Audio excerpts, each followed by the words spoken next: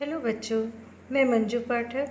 आज मैं आप लोगों को रस के प्रकार के बारे में बताऊंगी। पिछली वीडियो में मैंने रस और उनके अंग, रस निष्पत्ति के बारे में बता दिया है। रस 10 प्रकार के होते हैं और प्रत्येक रस का एक एक स्थायी भाव होता है। जब रस को पढ़ते समय, किसी काव्य को पढ़ते समय आश्रय के मन में अर्थात हमारे मन में किसी भाव की उत्पत्ति होती है और वो भाव चिर समय तक बनी रहती है, उसे हम स्थायी भाव कहते हैं। पहला है श्रृंगार रस। इसका स्थायी भाव होता है रति, प्रेम। दूसरा है हास्य रस। इसका स्थायी भाव हास। रौद्र रस। इसका स्थायी भाव क्रोध। भयानक रस। इसका स्थायी भाव भय। वीर रस। इसका स्थायी भाव उत्साह। अद्भुत रस। इसका स्थायी भाव आश्चर्य। करुण रस। स्थायी भाव शोक, करुणा। विभत्स रस। स्थायी भाव इसका घृणा, जुगुप्सा। शांत रस। इसका स्थायी भाव निर्वेद। वात्सल्य रस। इसका स्थायी भाव वत्सल। अब हम इन रसों के बारे में विस्तार से जानेंगे आगे। पहला है श्रृंगार रस।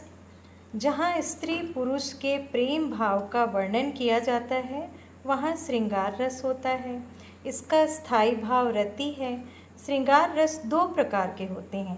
एक होता है संयोग श्रृंगार रस और दूसरा होता है वियोग श्रृंगार रस। जहाँ स्त्री पुरुष के मिलन का वर्णन होता है, अर्थात उनके मिलने का वर्णन हो, वहाँ संयोग श्रृंगार रस कहलाता है। संयोग का अर्थ ही है मिलना।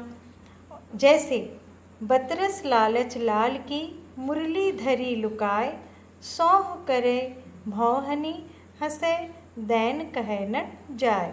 यहाँ पे संयोग श्रृंगार रस का वर्णन हुआ है। अगला है वियोग श्रृंगार रस।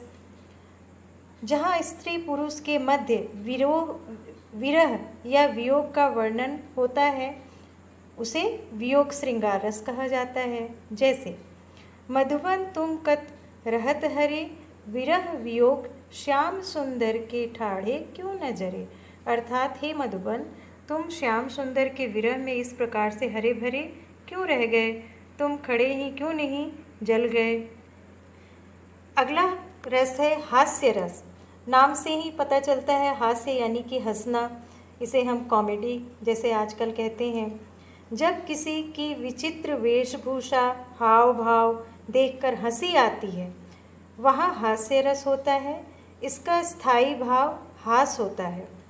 जैसे जब धूमधाम से जाती है बारात किसी की सज धज कर, मन करता धक्का दे दूल्हे को जा बैठूं घोड़े पर। सपनों में ही मुझको अपनी शादी होती दिखती है, वरमाला ले दुल्हन बढ़ती, बस नींद तभी खुल जाती है। अर्थात यहाँ पे हास्य रस का वर्णन हुआ है। अगला रस है रौद्र रस। रौद्र का अर्थ यानी क्रोध होना। विरोधियों के द्वारा जब कोई अनुचित कार्य होता है, तब आश्रय के मन में रौद्र रस की उत्पत्ति होती है। इसका स्थायी भाव क्रोध होता है। जैसे हमारे विरोधी अगर कुछ अनुचित कार्य करे तो हमें भी क्रोध आता है, तो वहाँ पे रौद्र रस होता है। जैसे कहा कैकेयी ने सक्रोध, दूर हो अरे निर्बोध, सामने से हट अधिक न बोल, द्विजिह्वे रस में विस्मत घोल। इस तरह से यहाँ पे रौद्र रस का वर्णन हुआ है। अगला है भयानक रस। किसी वर्णन से भय उत्पन्न हो, अर्थात हम जब कोई काव्य या रचना पढ़ें और हमें भय लगे, तो वहाँ पे भयानक रस होता है। भयानक रस, इसका स्थायी भाव भय है। जैसे उधर गरजती सिंधु लहरियाँ, कुटिल काल के जालों से, चली आ रही फेन उगलती, फन फैलाए ब्यालों सी।